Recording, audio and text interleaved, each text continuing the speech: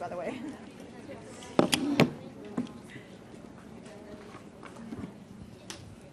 Hello? Should I get the other one? This is not working, so it doesn't work. Oh, it doesn't work. Yours works though. Okay. Hi, guys. Happy week 9. Yeah, I'm not excited about it either. There's a lot of interesting current events happening, and I know a lot of you guys probably have been posting so many things on Facebook. Who wants to go first with a current event they want to share? Anyone? Okay.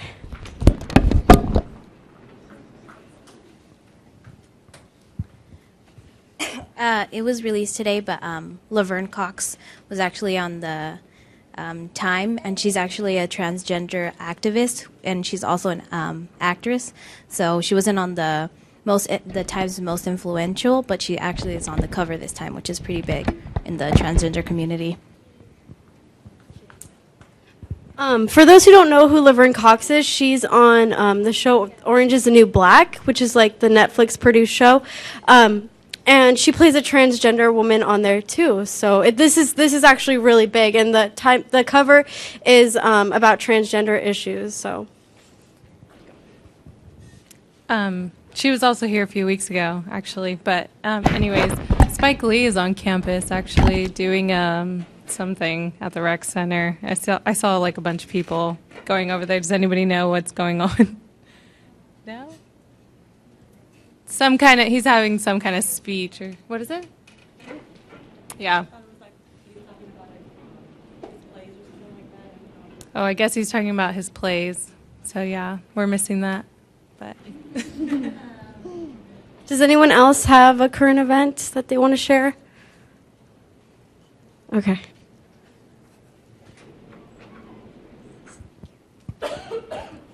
I have a current event. I'm currently single.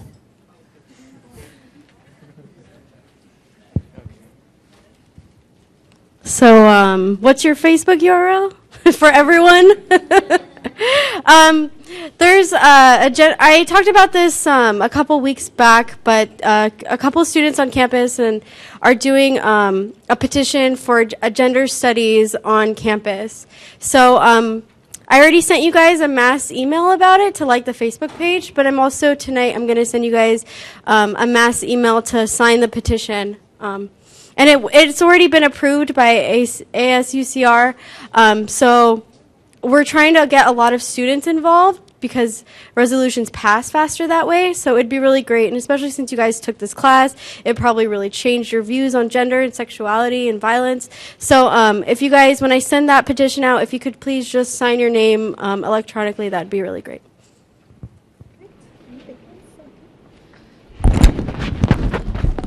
Great, welcome. We'll do our video opener. My life soundtrack is ratchet. No hodo. Take my panties off, boy, take my panties off. Take these panties off, baby, take these panties off.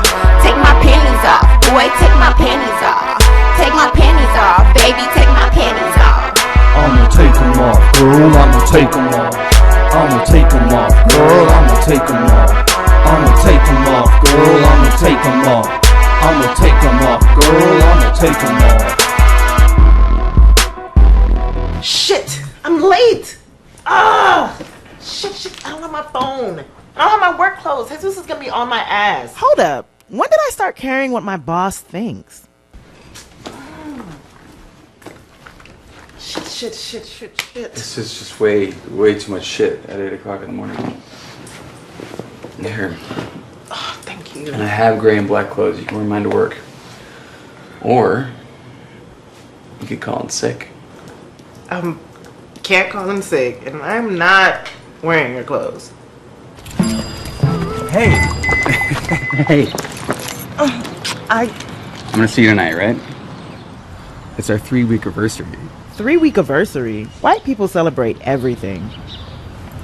I gotta go, okay? Okay. Hey, by the way, you look great today. Yeah, just so feminine. Really? Really sexy. Thanks a lot. Maybe I started caring because my new boss is an anal dick pussy. And I work with too many timely niggas to blame my tardiness on CP time.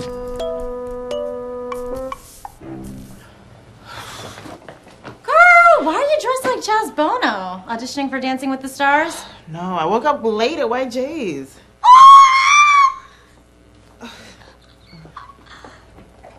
Hey, fam. Fam?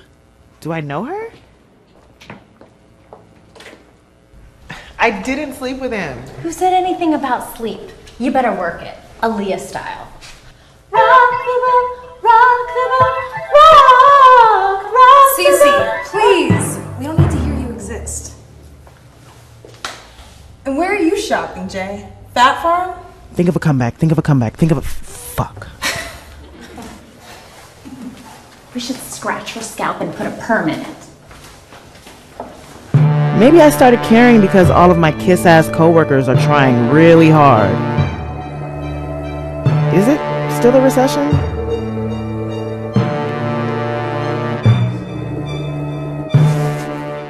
For the 5th time, Patty, the dress code is black and gray. But, you see, silver is a cousin of gray. Right, y'all? Right? Come on, y'all. I know you had a box of crayons. The 64 pack? With the built-in sharpener? Go home. You may return in the proper attire. Here. I ordered from Workwear Daily. Pantsuits are half off. And, Jay and I, we got the same slacks. Why do smelly people stay opening their bodily crevices? What a fine example of on-the-spot awareness and preparation. I want to thank Jerry for his use of Teffert. Teffert is our word for team and effort. Teffert. Wait, are the guy I slept with and the guy I dumped becoming friends? I'm uncomfortable. And we're going to need it if we're going to reach our goal of... Our goal is to help horizontally challenged people to not end up on Discovery Health or TLC. Excellent. Okay? Let's all rock Teffert. Yeah! Yeah! Yeah. So, Fred, you and A team up. Sister Mary? Now, Jesus, I already know you and I are working together. Can I get an amen? Mm-hmm. You are working with Denise. Please sit. Bitch, you got moded. Mm-hmm. Cece, since you're part-time, I'd rather you put a little more effort over in human resources. Jerry, you and Darius, partner up. Yay. Since you and Nina are already partners, I want to see what you've accomplished by Friday. And I want to be impressed. I think I started caring when it hit me that I can't just walk the halls pretending to work anymore. Maybe I can learn something from Nina. Should I stop hiding and help the kinky twisted kraken?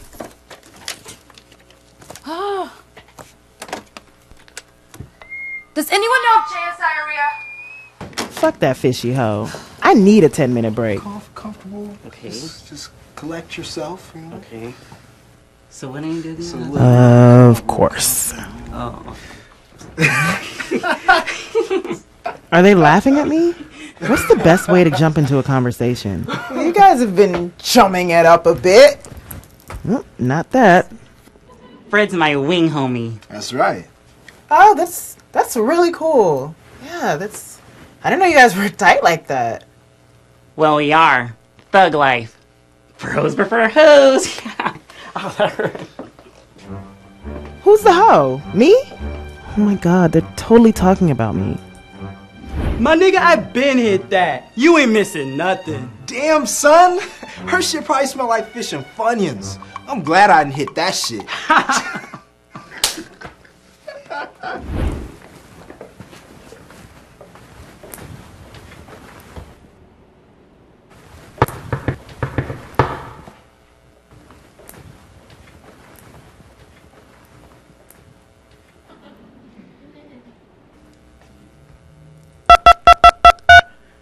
This isn't high school, Jay. I need to talk to Cece.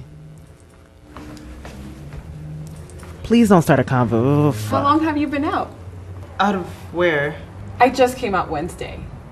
I'm Logan. Well, my real name is Amanda, but you know. Is there a non-homophobic way to tell someone you're not gay? I don't know. I'm not gay. I'm not gay, but it's good for you. I'm not gay, les bitch. I'm not gay. I'm not gay. Girl, get out the closet. It's dark and it smells like mothballs. Seriously, I'm not even close to gay. I'm just wearing these clothes because... Well, I asked Jesus if I could start a support group, and he approved it. We meet during lunch today. Be proud.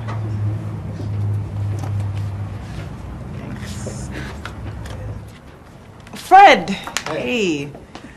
All right, later, fam. Can I talk to you for a minute? We're cool, right? Of course. Why wouldn't we be? A and I have history, and then you and I... It's not a hate Jay session, is it? No. A wants to get married before the apocalypse, so he asked me to help him out with the ladies. Tepper. That's a stupid word, but yeah. Guess I'll see you around. Okay. Bye.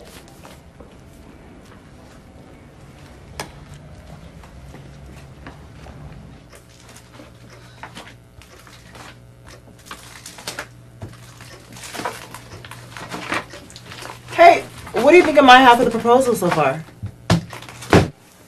Let me put it this way. If I was homeless, I'd use it to build a fire. I'm going to the bathroom. Don't touch anything. That's my desk.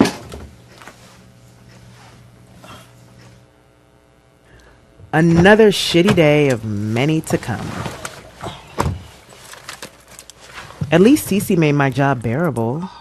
Where is she?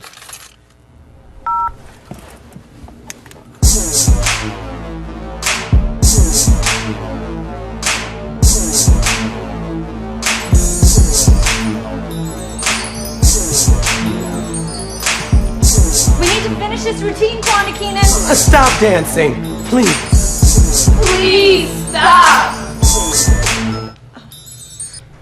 From the top.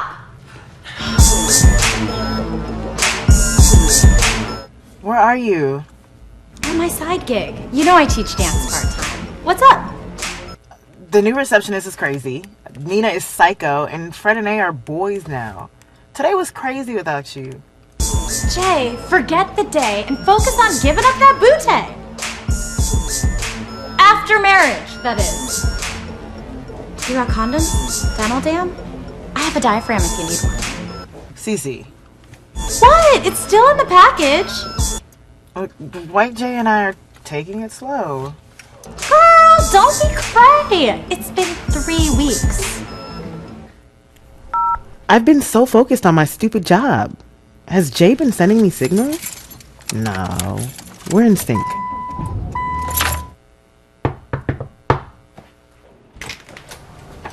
Hey. Hey. How's it going? Great, thank you. Oh, yeah, thanks. No problem. For the clothes. Come on in. This is like the worst date. You really went all out. It's a special night tonight, Jay. It's our 3-week anniversary. Looks like White Jay wants this awkward nana. My body is not ready. What you waiting for, nigga? Take these Vicky Steeds. Everyone take a sheet of notes. Welcome, everyone. It's nice to see you again. All right, so last time we talked a little bit about Casta Samaya. They're actually, where's my athletes again? Wrote down, okay. So they did actually test her, and so they in examination, she has both male and female characteristics. So is that a fair, can she compete against you? Would that be fair? Well, after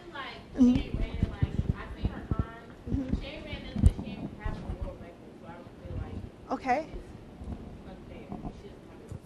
Okay. So she doesn't have a world record, so it's not unfair. Okay. Some of the women internationally refuse to run against her. That's the thing. What's make excuses? Okay. All right, great, thank you. Anyone else? She does have female and male characteristics, hormonally, right? Could be a firm or merm, we don't know, okay. But again, she's taken many tests. She does have the physical outside of a woman. All right, so we talked about last class, and you already wrote in your notes how in chapter 1, Hijras have, they're given respect, they give blessings to children, marriages they give blessings to, and they do the ritual of reversal. So this is actually just redoing what we just talked about last class, right? They legitimate weddings, right? So if you have a wedding, a Hijra will come and legitimate your wedding, okay? And they do a huge function we talked about last class. Again, this is the same slide where they actually they do a ritual of reversal, which means they make fun of the rich groom, right? And they lower that family status to make the lower status female Indian woman higher, right? So they have a really important actually role in that culture, as well as they're treated with respect, mockery, and fear. So strange combination, but all three. Okay. All right. Can someone read this? Chapter 2.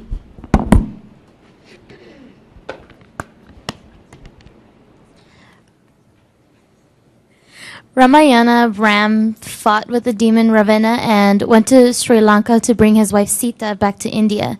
Before this, his father commanded Ram to leave Ayodhya, I'm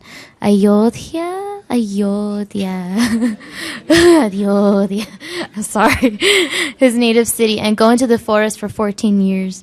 As he went, the whole city followed him because they loved him so.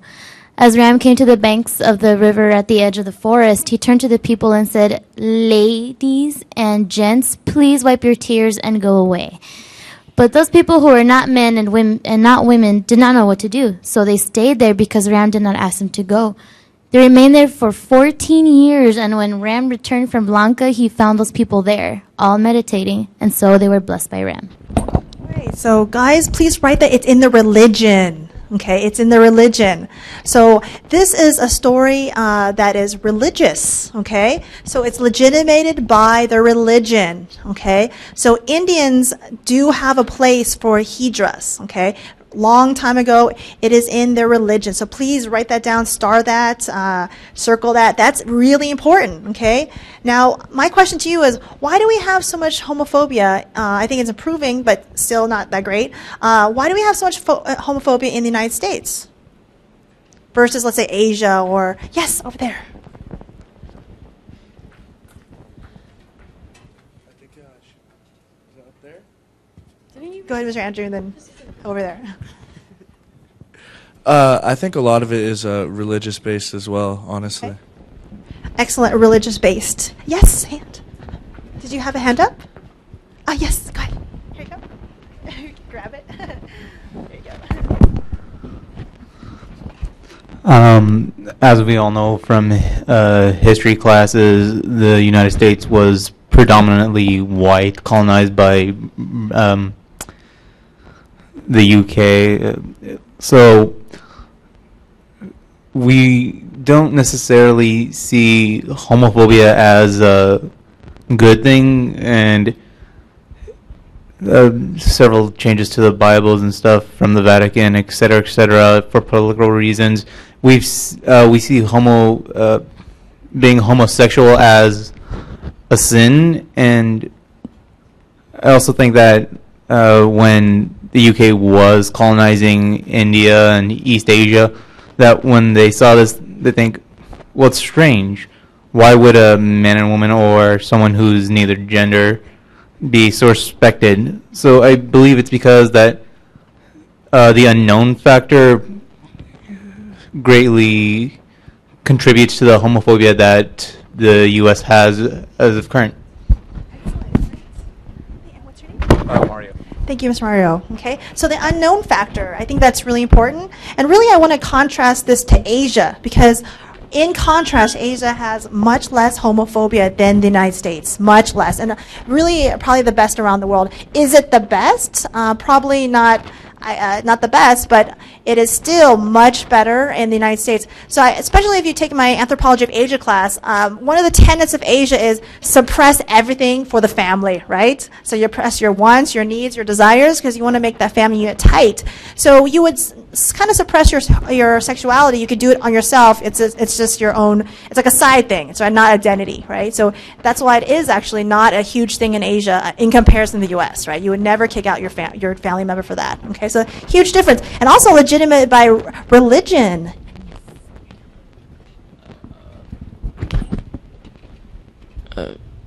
Speaking of religion, I really think that a lot of the reason why homophobia is really predominant in like the U.S. is mainly because because we come from a country, as in England, where the Christian faith was very big, you could say. So I guess most of the beliefs of that faith, which I believe are that you have to marry a man and woman, were pretty like beat into those people and still pretty into our heads in today's society. So I was going to kind of go off of that, but not necessarily the religious aspect, but more so the conservative aspect.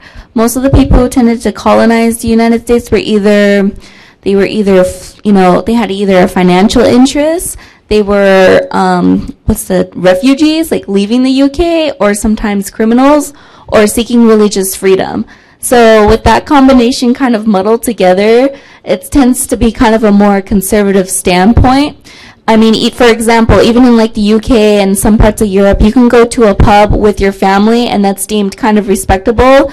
But if you see someone who's going to like, say for example, like a bar with their family, it's kind of looked down upon. You're like, why do you have your kids at the bar table? It's not the same type of mindset because of that difference in culture. Great points. Okay. Excellent. We have one more. Go ahead. In addition to everything they said, I was going to add that it's also like I guess you can say a traditional thing. The United States, especially like the legal system, like prides itself off of tradition. So like obviously I'm sure some of you guys have heard of precedents, and they always follow like things that have already been put into law and stuff like that. So I feel like to go outside of what they think is tradition or norm kind of scares them, and they don't want to necessarily just always like change laws and stuff to follow the new status quo of the society, as it is right now in 2014, because in a few years it might change again, and so they have to keep something constant. So I feel like it's just a lot of fear of always I don't know, it's like they like to go off of tradition and stuff like that.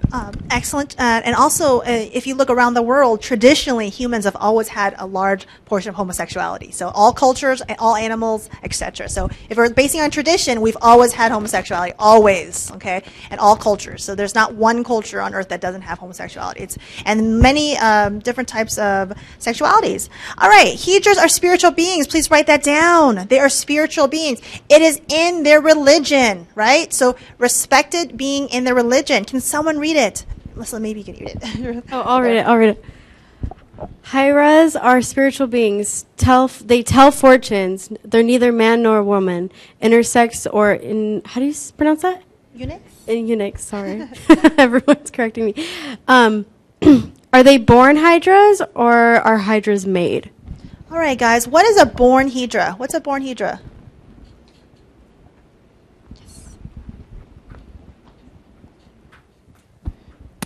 Is it someone that has like both of the gender's body parts, right?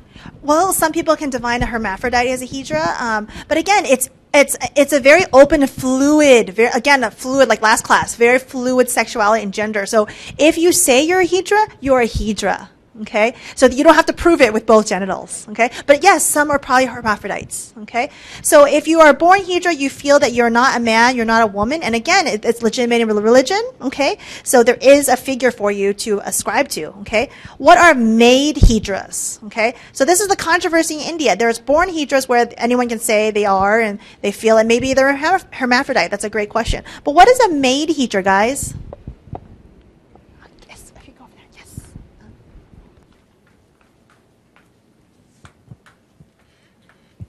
I'm not completely positive about this, but would it be an individual that is castrated before they go through sexual maturity? Right. Like So a eunuch? some of the men do self-castrate. You're correct. So write that down, guys, in your notes. Some men actually do self-castrate to make themselves a Hijra, quote unquote. Some men have the full genitalia and just say they're Hijras, right? Some men are also even prostitutes, right? To a small portion are prostitutes to other men, right?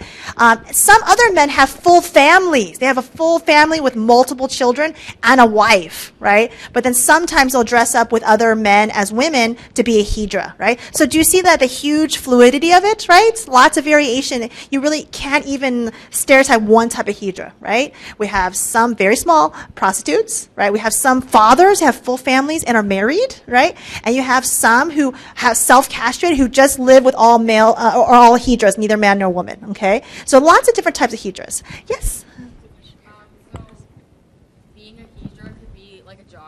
Or something. It is, yes, they live in groups. So it's, but if they have a family, they wouldn't be living, they'd be living with their family. Or Right, so that would be like a maid Hijra. They sort of go with a group, but then go back to their family after. Okay. So it's literally like a job. Like a job, yeah. Okay, because what they do is they go to weddings and they dance suggestively, and they go to births and they go to many things actually, and then it's part of their.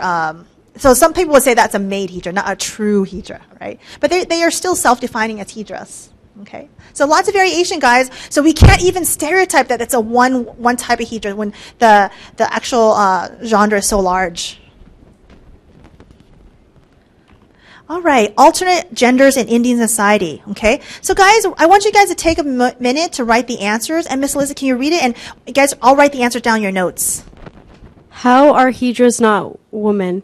How are Hijras not men? You may consider Hijras as homosexuals, cross-dressers, eunuchs.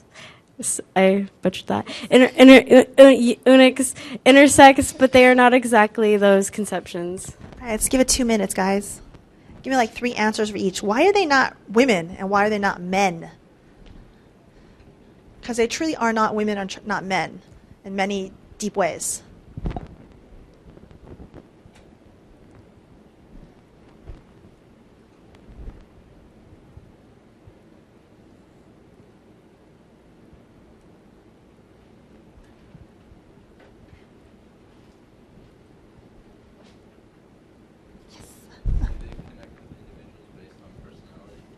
What do you mean?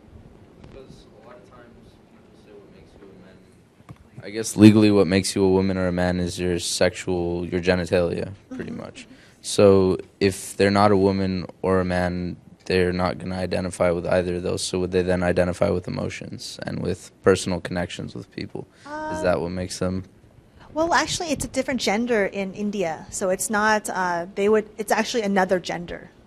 So it's not a male gender or a female gender, not emotion, but it's actually Hijra gender, which is not man or woman. So it's actually on their passport as well, right? And India is like the second most populated country on the planet. It's like 1 billion people all believing this, right? As well as Sri Lanka, Bangladesh. Mr. Manoush, what do you think? Dr. Banh, like in Indian mythology and religion, like there's deities and lords that we believe in, like Lord Shiva and like Ram from the Ramayana is supposed to be an avatar of Lord Vishnu. And like these beings are supposed to have been able to transcend gender. So like they for example don't classify or stereotype themselves.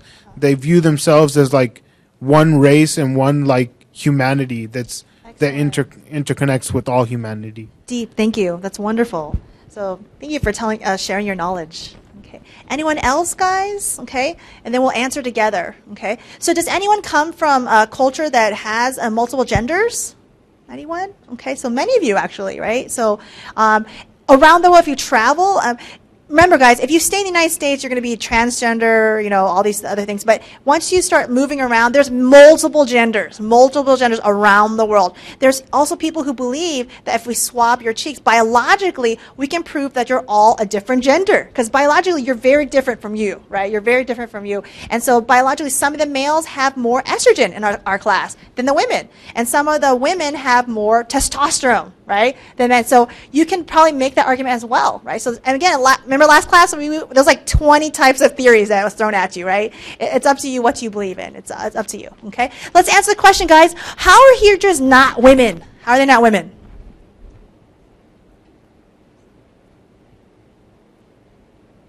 Oh, yes, right there, yes. What?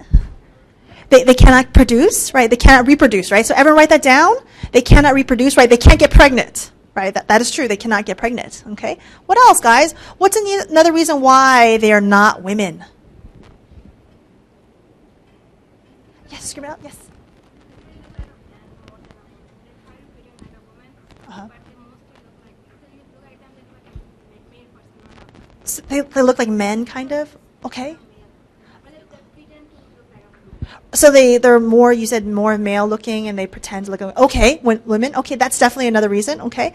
Guys, write that down. So some of them are very masculine looking, right, and then they pretend to address this, performance of femaleness. What else? Why are they not women?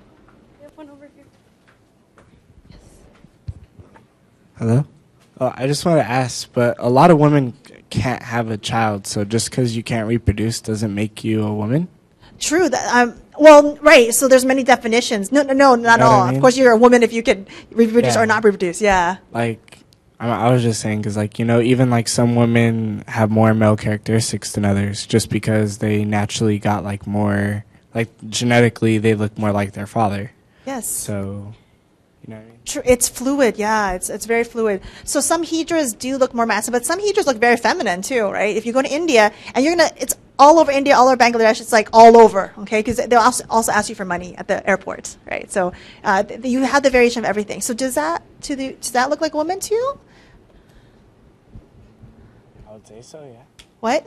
I would say so, yeah. Yeah, okay. You'd say so? Okay. All right. So guys, take a look at the picture. Does that look like a female to you?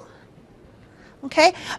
One thing about Indian society, and I guess you could sort of generalize a blanket statement, but tends to be conservative, right, and non-sexual, okay? And then something about Hijras is sometimes when they go to these weddings, they sort of show their backside and show their body parts. That is not typically Indian woman would do that. So write that down. An Indian woman would not show up at your wedding and wear kind of a suggestive sari where this part shows and this part shows, and then sort of show the body parts, right? Indian woman wouldn't do that. So that's not how a Hijra would be a typical Indian woman, because a typical Indian woman is very conservative, and usually, you would stay with your family, okay? So that's a big one, why they're not women, okay? What else, guys? Why are Hijras not women? Other than showing up your family and dancing at half naked at a wedding. Yes, Mr. Andrew. Yes. Everyone write that down. Hijras do not say that they're women. So write that down. Hijras do not say they're women. They say they're Hijras, which is a third gender, right? So Hijras say they're not a third gender. And again, the government, the religion has legitimated it, right? It's in the religion. The government has a separate passport, okay, for Hijras. Bangladesh also acknowledges it, has the same thing. Sri Lanka has the same thing, okay? So that's pretty important, guys, if the government legitimates your gender, right? So please don't think of it as a female or male, right? Because it is a third gender, okay, according to Indian society. Guys, what about, why are Hijras not men? Why are they not men? Typical Indian men. Yes, go ahead. Yes. They're impotent? Some do actually self-castrate, yes. So some do, not all of them, but some do, yeah. So write that down, guys. Some of them, some of the Hijras actually do self-castrate. What else? What's another reason why they're not typical men? Yes. They don't dress as men. Write that down. They do not dress as men, right? And they don't act like men too, right? A typical Indian man, again, would not actually go to some person's wedding or birth and start dancing suggestively and showing skin, right? That's not what an Indian man does. Very kind of conservative, okay? What else, guys? Why is it not a male? Well, in India, also men tend to live with families, right? But Hijras live with other Hijras. Write that down, right? They live with other Hijras, so it's groups of Hijras. Again, legitimated by society and well acknowledged. Okay, so again, they are not harassed. They are not beat up. They are not killed. They are not some horrific Matthew Shepard thing. This is a whole culture. They have 1 billion people. We have what, 365 million or something, right? What's our population, right? A lot, right? But they have way more. India has way more people, and that's how they do it, right? And they don't have that extreme homophobia that we have, okay? So I want you to write that down in your notes, okay? They don't have hate crime towards homosexuals or third space, whatever you want to say, third gender, which is their government has said is a third space, okay, gender, okay? So that is something I want you to really put down your notes, okay, that do they do it better? Because these Hijras walk around with respect. They walk around with some sort of clout, some sort of fear. Yes, there's some type of mockery, but they do not fear that someone's going to hit them or hurt them. Okay, that does not happen. And that's something that, particularly if you guys are anthro majors, we look at other cultures to see like how we can improve ourselves, right? And that's something to think about, right? Other cultures do it differently, and it's much more peaceful, okay, than in our society, okay? Okay. So again, Hijras are not cross-dressers. Please put that in your notes. And they're not eunuchs, and they're not intersex, okay? Those are American U.S. concepts. Don't take that to India, because they will just be very offended, right? Very offended, and they're like, why are you taking these U.S. concepts, right, to India? They have a totally different concept. All right, can someone read it?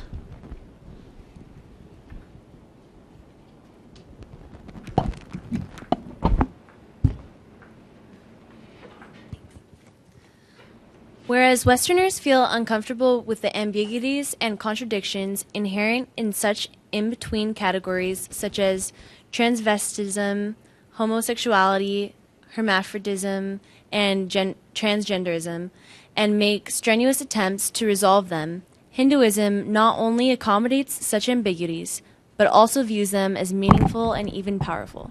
So please write that in your notes, okay? People in between are seen as powerful people, okay? And guys, what is the deal? That I want to say, particularly that maybe Native American culture also views people that are on the spectrum as powerful. Why is it it has to be a woman or a man? It has to be a woman or a man. Why? Why are we so... When biologically, I can prove to you there's so many different spectrums. There is a hermaphrodite. There is a hermaphrodite, right? Why are we so obsessed with you're either a girl or a boy? I believe it's because of romance. Like before, when people would marry or get into clans and groups, it would be for survival tactics. But then on the onspurt of romance and people trying to find mates based on looks and stuff, they started categorizing people and stereotyping them. I would say it's based on what the United States was kind of established on. Like we were established on kind of like Christian beliefs, like in God we trust is on our bills.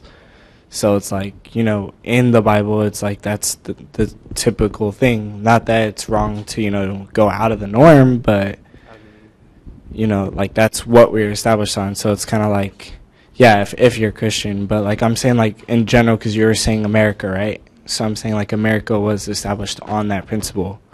So we have one more. Oh.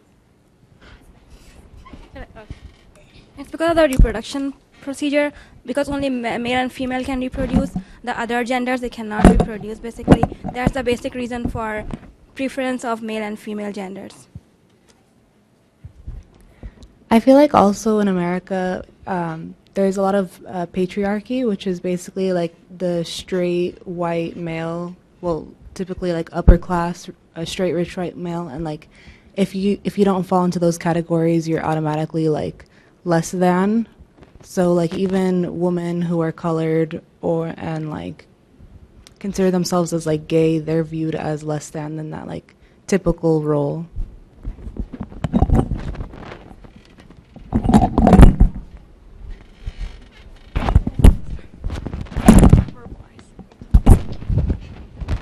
Also in Christianity and in the Bible, although it really does emphasize like marriage between a man and a woman, but it also states that homosexuality or adultery is it's dirty. It states so basically when people read the Bible, they're convinced and they're taught that it's dirty and it's looked down upon. Right, and there's so many things in the Bible that we don't follow anymore, right? Women go in the cave when they have menstruation, right? That's in the Bible, okay? So, yeah, so excellent, okay? So I love how you guys emphasize religion is a big thing and how the founding of the U.S. was based on the Christian religion. But this is not a Christian nation, right? It's a Hindu nation, right? It's a Muslim as well, okay? So again, this is something to think about, okay? There are many other religions, guys, around the world that don't have a definitive or, back in the day, people said some sort of issue with homosexuality. Hinduism doesn't have it. Neither does Buddhism, okay? So I want you to, so really the world religions, the majority of world religions don't have anything specific to say about homosexuality. So please write that down in your notes, okay? That is the world population, okay? All right, can someone read it?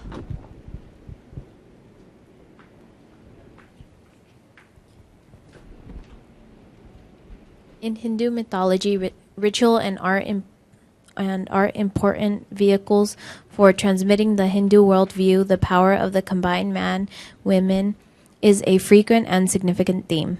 All right, so please write that in your notes. Significantly, over and over in Hindu mythology and religion. They have lots of powerful, Mr. Manoj, you just said that, there's lots of powerful figures that are transcending gender, right? And if you think about it, wouldn't you guys be more powerful if you had, quote, both genders? Right? And again, I really don't want you guys to think of those like really terrible binaries, right? Because all of us have all the characteristics, quote unquote, of male and female, right? And again, you can see it all over the world. So what to dig? Why do we have to categorize her as a woman? Do we have to categorize her as a woman? Because she's been tested a million times, right? Athletes, she's been tested a million times. It's so controversial every time she runs. Well, we like to categorize things for like a lot of different purposes. Like one of them is like statistics, and like for this specific example, like we have like segregated sports, so it's almost necessary in this context to do that in order to participate. Does that make sense? But also going back to my other point is like we force people to put themselves into categories that are pre-made for them. That's part of the reason why we have to categorize this woman. It's because we force these categorizations on her. Mr. Chris, you came here last class. What did you think of the Balkans, the Thailand, the Philippines? What do you think of all the other, like the different types of genders they have and yes, things like that? What did you think of that? The global genders. I personally am like really cool with that. I don't really, it's great that people can express themselves in that way and not be forced to prosecution or, death threats or anything like that. So it's great. I really would hope that we would move towards that as a country because, being open and having freedom is something that we're sort of losing right now. So it'd be great if we could go in that direction. Great points, okay. All right, so it is a significant theme. If you have both genders, you're more powerful in Hindu mythology, okay. All right, and I think Mr. Manoj, back to what his comment, Hijras represent Shiva, okay. Shiva is a god, write that down, very important, right? So why would you ever have violence towards a god? Okay, so that's really important, okay. See how religion kind of alters your view. Can someone read it?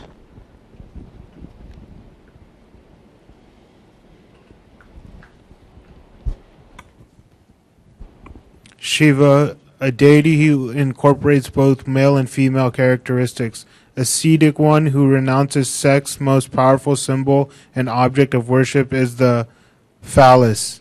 One of the most popular forms of Shiva is that of I can't pronounce that, or half man, half woman.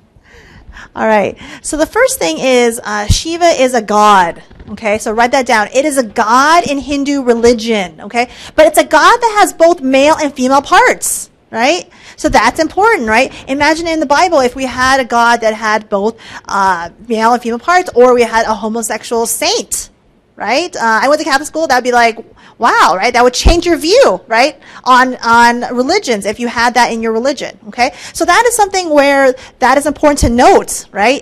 It is in the religion. It is a God. You are not going to hurt a God, right? That's a representation of God.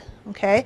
The second thing, okay, and this is something I think very controversial to American ears, very, very controversial, okay, but in Hinduism, there's a form of asceticism, okay? That means you're more powerful, write this down, if you're a non-sexual, write it down. So if the more powerful you are is the more non-sexual you are. And actually not just non-sexual. You don't buy material objects, okay? You don't eat a lot, okay? You're very humble, okay? Do we have that sort of in Christianity at all? Where you just don't wear nice clothes and you just give up everything? Because I think we do. Jesus, okay, monks maybe? Okay, go ahead. Yeah, I was gonna say monks and yes. priests and things like that. Well, not priests, I don't think, but yeah. So that's a thing. Nuns, yeah. maybe? Yeah, nuns. Yeah, Yes. definitely. So they give themselves. So we have overlap, right? We have overlap with sure. them, okay? So they're viewed as you're stronger, you're more spiritual, you're more powerful if you give up these things, such as all this food and clothes, etc. Okay, so that is in their religion, okay? And again, one of the forms of Shiva. Has anyone been to an Indian restaurant? You often see this actually portrait Indian restaurants. Has anyone seen this? Okay, it's half man, half woman. Okay. So really important, really something to think about, right? Again, their population's like 4 times our population, right? So that's their belief system, right? Completely legitimated in their religion, in their culture, and in their legal system, right? Because they have actual passport and actually a gender identity card for Hijras, right? Other countries also have the same thing. Bangladesh, Sri Lanka, okay? All right, hand up, okay. All right, so I want you guys to look at and explore, and we don't have time for this, but I want you to look and explore the situation with David Reimer, okay? So you can go on YouTube and watch it. David Reimer actually was one of the most tragic cases globally. Again, we want to look around the world globally. It was a twin. He was a twin that was born with his brother that was also a twin. A tragic accident happened, which was his penis was cut off, right, in a tragic accident when he was a baby. And so actual doctor, Dr. Money actually said that gender is actually performative, right? So I don't have time right now to show it, but I'm going to show the other video. But what happened, he was raised as a girl his whole life. So gentlemen, if you identify that way, and there's many genders in our classroom, if we raised you as a woman, would you be a woman? No, I hear, okay? Because okay, so it's really tragic because, and people like Judith Butler, right? This is the very in vogue thing right now, right? Judith Butler, postmodernism, gender, all of it is all just performative, right? So it was really tragic results. They didn't tell him after his, I think, a suicide attempt at 13 that finally they've told him that actually you're born a girl, right? Sorry, born a boy, right? So he lived a girl from 0 to 13. Suicide attempts, he didn't feel it right, and then you got to watch the rest to see because it's really tragic. Okay, but again, I want you to contrast that to Hijras in India because in India, all of this would not have happened. Right, all these like surgeries, etc., more of acceptance. So I want you to think about that. Okay, all right. So we're gonna watch the rest of the video. Let's see. That was it 21? 11:32. Okay. So guys, I like this video a lot because a lot of people think, is this China? Is this Nigeria? Is this, Chile or something? This is America, guys. This is America. And a lot of people, particularly where we're living in San Bernardino and Riverside, there's high pockets of poverty. Okay. Yes? Mr. Chris? Okay.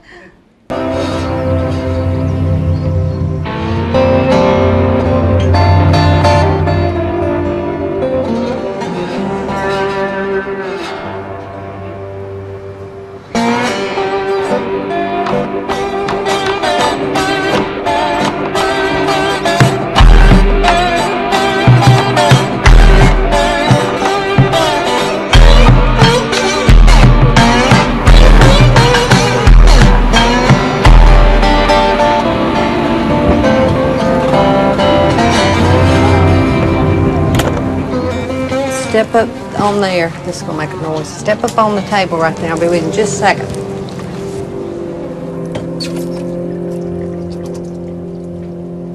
What grade you in? Second. Second? You're in the second grade? How old are you? Fixing to be 8. All right, and you got asthma? Okay, do you ever have problems with shortness of breath when you're outside playing or anything? I have to stop running and take my deep breath. Okay. What'd you eat for breakfast this morning? I didn't eat. You didn't eat breakfast this morning? Okay. When you get home in the afternoon, do you eat a snack? What do you eat? Chips. Chips? What else, baby? What do you drink? Pop. Pops? Okay. Do you have any other snacks besides chips you could eat? Huh? Cookies. Kisses? Cookies. Cookies? Cookies and chips? Okay. Maybe you could ask Mom to start buying you some carrots and some celeries and maybe some apples. You could slice some apples up. That'd be good. A lot of people think there is a yawning gap between hunger on the one hand and obesity on the other. In fact, they're neighbors. And the reason that they happen often in the same time and often in the same family and the same person is because they are both signs of having insufficient funds to be able to command food that you need to stay healthy.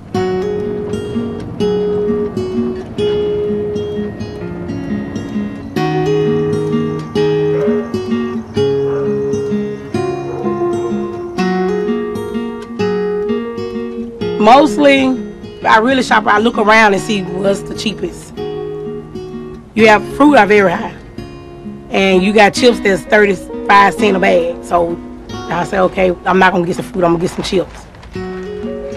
But if the fruit on sale, I'll leave the chips and get the fruit. She's overweighted for her age. She's very overweighted for her age. So I have to sort of watch it, and that bothers me.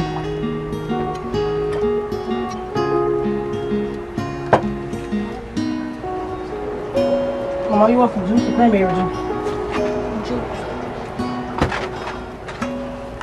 If you look at what has happened to the relative price of fresh fruits and vegetables, it's gone up by 40% since 1980 when the obesity epidemic first began.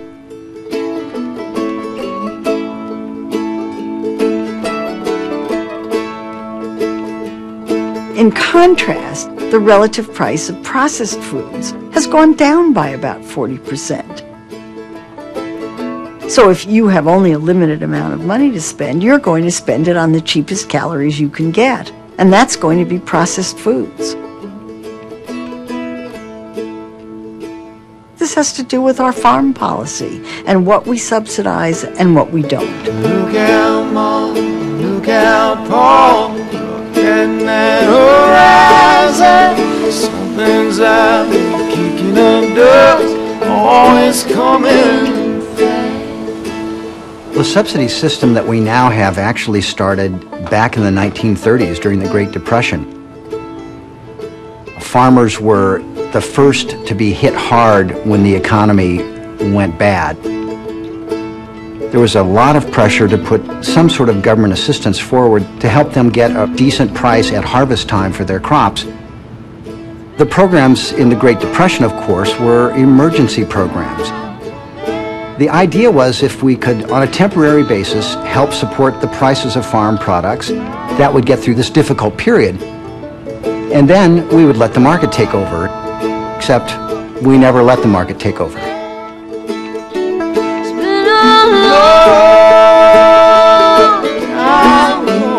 In the 1930s and 40s and into the 50s, and even a little bit beyond that, I think you could make the case that it really was family farmers who were mostly benefiting from these programs.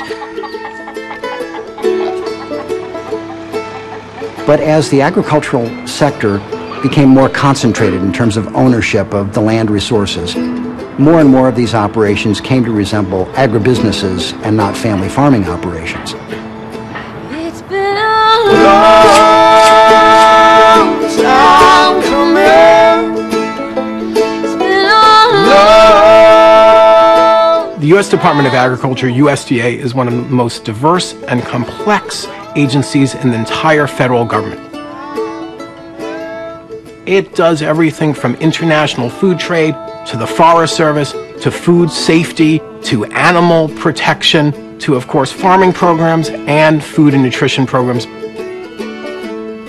The U.S. Department of Agriculture has increasingly become the domain of support for mega farms and mega farming corporations. Most of that subsidy money, about 70% of it, has gone just to 10% of those beneficiaries. The biggest, largest, best capitalized farms, they're hauling in this taxpayer money now. And so there is this weird paradox where welfare for the poor is scorned, but corporate welfare, as it's known, is sort of heartily endorsed. We subsidize the basic ingredients in processed foods. We do not subsidize fruits, vegetables, and whole grains because the producers tend to be small producers. They don't have the kind of political clout that the big commodity producers of corn and soybeans and wheat that gets processed do. These subsidies made products very cheap and therefore made it profitable for the food industry to invest in the infrastructure for processing those products into the packaged goods that we see on every counter, in every corner store, in every vending machine that are really ubiquitous now and all around us.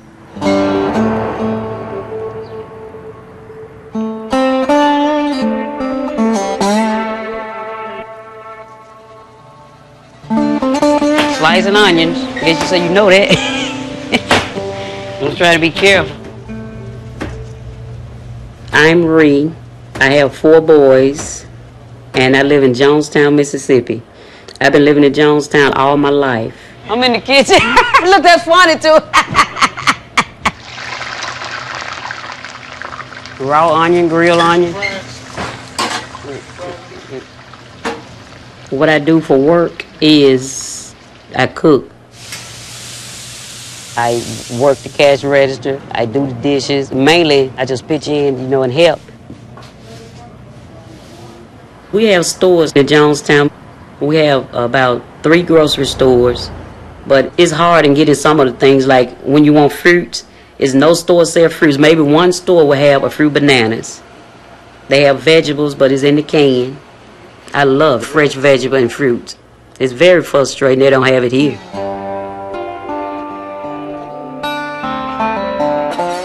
There's this thing called a food desert. So out in the county, you have these mom and pop shops, and they don't have fruits and veggies. There's several issues. Agriculture is a big business. So I get this big 18-wheeler, and I'm delivering food. So I'll deliver to Walmart, and I'll deliver it to Kroger and these other chains. But I can't afford to take my 18-wheeler and go through these back roads. They're off the beaten path. So you just don't fit our model, maximum delivery, minimum cost. And so we're consuming what's available to us. Chips and ice cream and cakes. They have that here.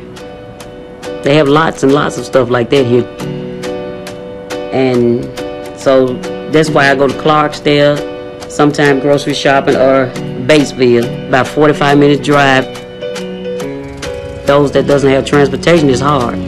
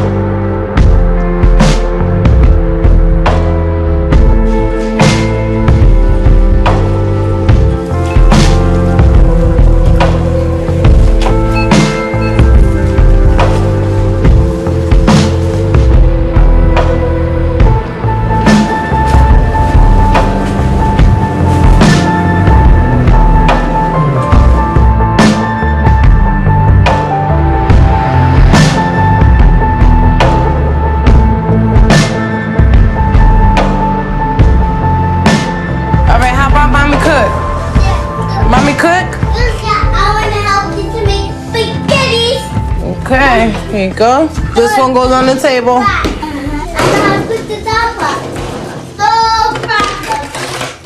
The assistance programs in the United States are very hard to qualify for.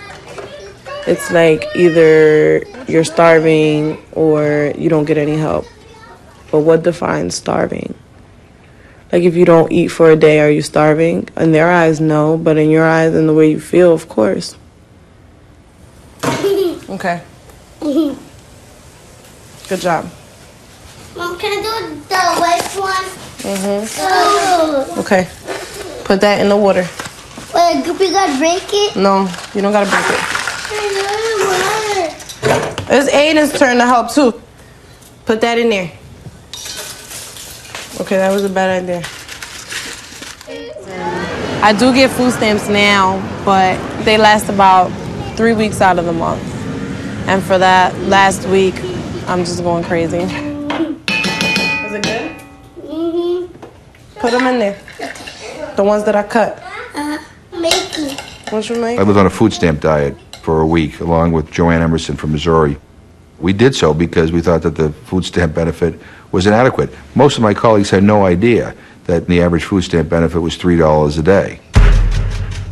I had my budget, and I went to a supermarket, and it took me an awful long time because you have to add up every penny, and it has to last you for a week.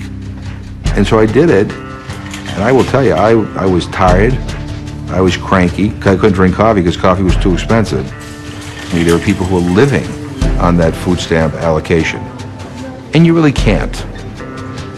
For us, it was an exercise that ended in a week. For millions of other people in this country, that's their way of life. Every day is a struggle, just to eat.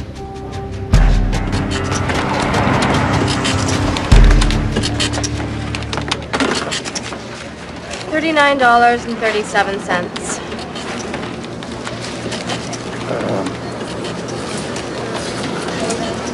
Could you take 35? You're gonna have to put something back. Back in the 80s, when I formed the End Hunger Network, we wanted to show what it was like to live in America and, be holding down 3 jobs and, you've got a couple of kids and maybe a medical problem and you've got to put food on the table, keep a roof on your head, and it's really a daunting task. And we wanted to make a film about that. And it was made, 10, 12 years ago, and it doesn't seem out of date at all. It seems just as fresh as the day we made it. The problem is getting worse. The policy and my own feeling in this administration is that if there is one person in this country hungry, that is one too many. And for those who cannot do for themselves, society has to respond. In this era of unprecedented prosperity, we still have some work of our own to do. We hear the call to take on the challenges of hunger and poverty and disease, and that is precisely what America is doing. We are Americans. We are tougher than the times we live in, and we are bigger than our politics have been. So let's meet the moment, let's get to work, and let's show the world once again why the United States of America remains the greatest nation on earth.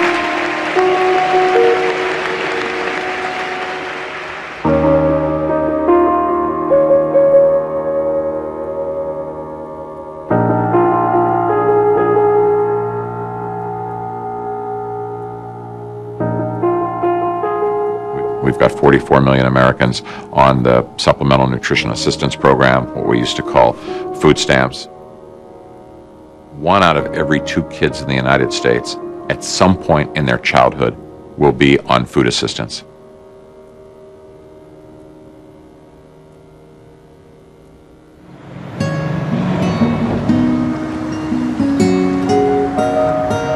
You better watch us. Come on.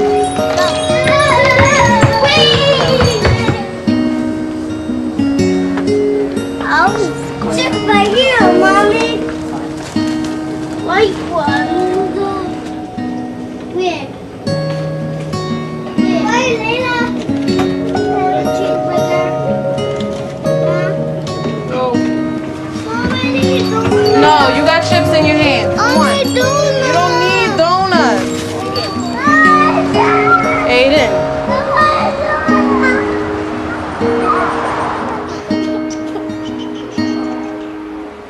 Aiden's first year of life was a period of a lot of struggle. At that time, I was making $9 an hour. Buying food was really an obstacle for me. So I applied for food stamps, which means I was in the welfare office from 8 o'clock in the morning till 4:30 in the afternoon, to then be told that I was $2 over the income limit. So because I was $2 over the income limit, I was not eligible for even $1 in food stamps. So, I didn't have what they needed, or there just wasn't any more food. And I feel like it affected Aiden a lot. Mom. Yes? Yeah, Piggy, my Elmo? Yeah. Thank you. I want a house. Huh? I want a brick out the house. What happened? House. What happened with the house? I want a mommy in the mommy room. What happened, mommy room? Aiden, he was constantly in and out of the hospital. He was diagnosed with G6PD, which is an immune deficiency. He has hearing problems. And earlier this month, he was diagnosed with speech delay. Any kind of nutritional deprivation, however short that it could be in those first 3 years of life, can have lifelong consequences for a child. It affects their cognitive development, their ability to get along with others. Shine our flashlight here and look. They could be constantly sick, constantly getting infections because they're not well nourished. Do you know, has he had any colds? Or He's actually a little sick right now. Okay. It can truncate a child's developmental potential. Whether or not it affects their growth outcomes, sort of their physical, their stature and their weight, it affects their brain at a much deeper level.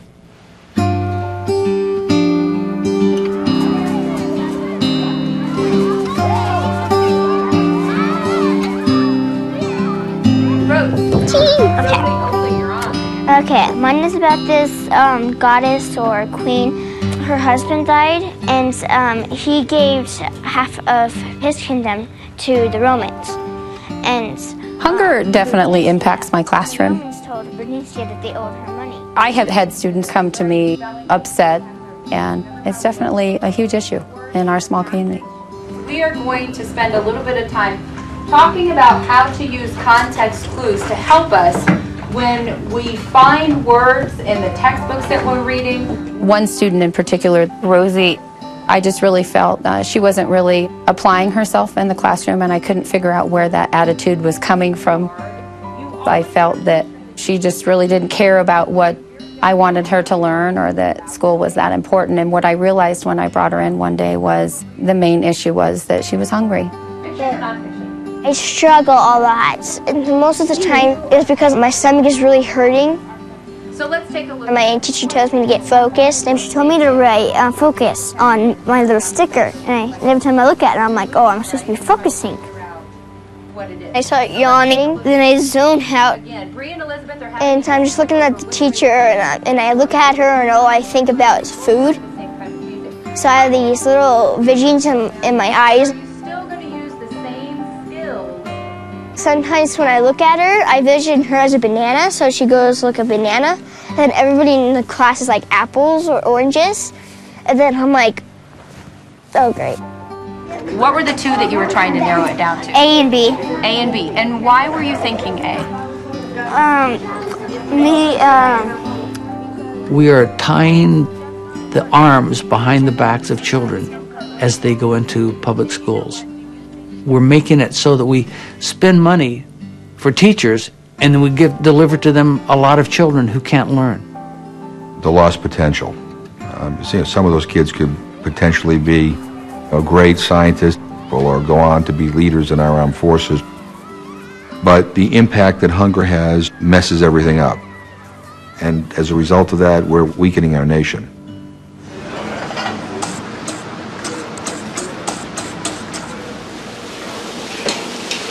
Food was really important growing up, especially around holidays, and we had to be home for dinner every night.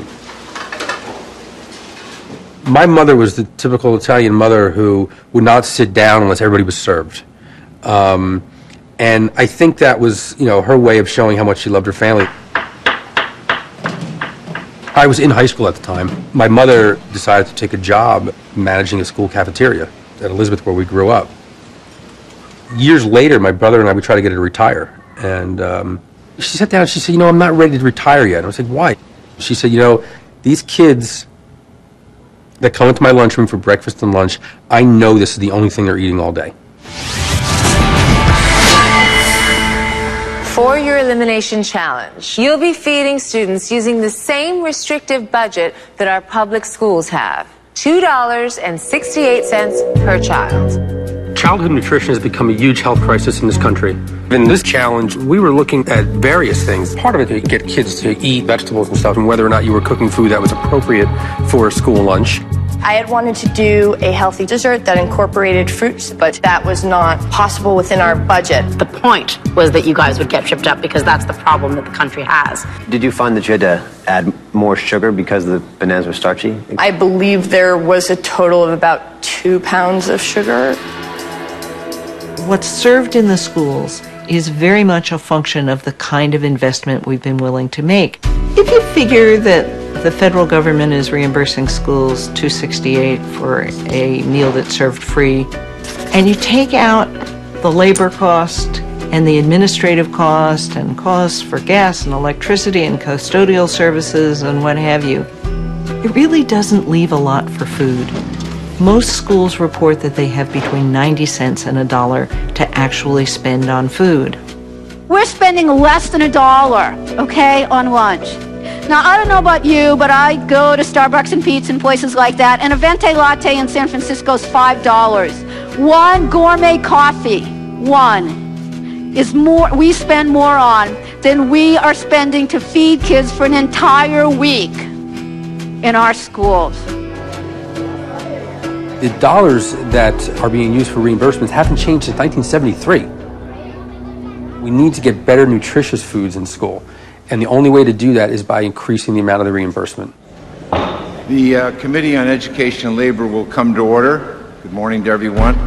This morning we'll discuss the new bipartisan child nutrition legislation we introduced earlier this month to address critical health and economic needs in this country.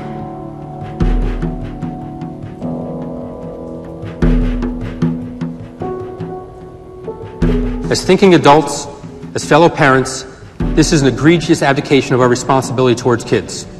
Let's fund school programs at a spending level that significantly raises the quality and variety of what schools can afford. A country as strong, as rich, as powerful as ours, and yet we have youngsters who are hungry. It's one of the reasons why Harry Truman in 1946 established the school lunch program, because he recognized that a country was only as strong as its youth. Only 25% of youngsters in America today, ages 19 to 24, are fit for military service. And one of the principal reasons for that is that too many of our youngsters are overweight.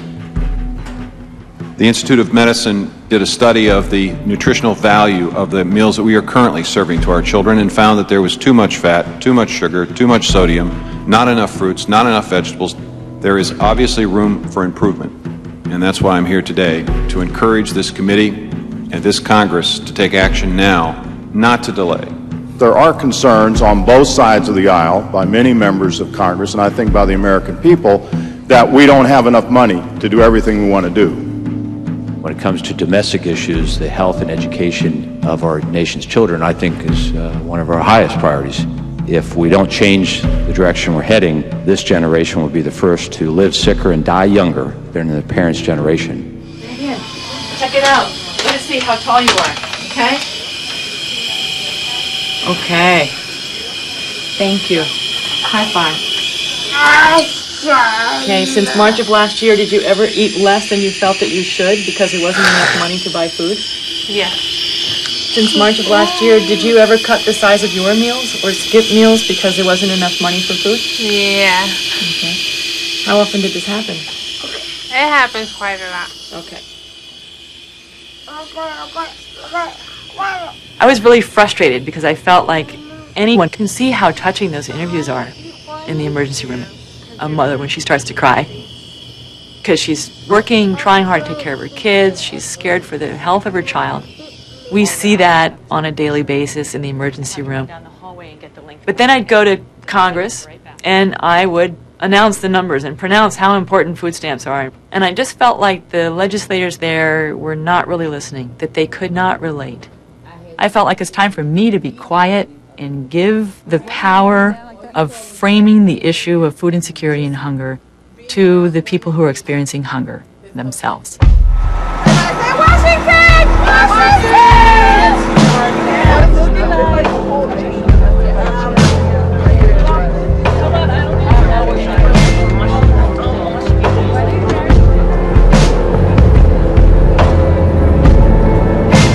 Let's memorize it at 38. Someone write it down, 38. Okay. Great class today. I'll see you next Tuesday.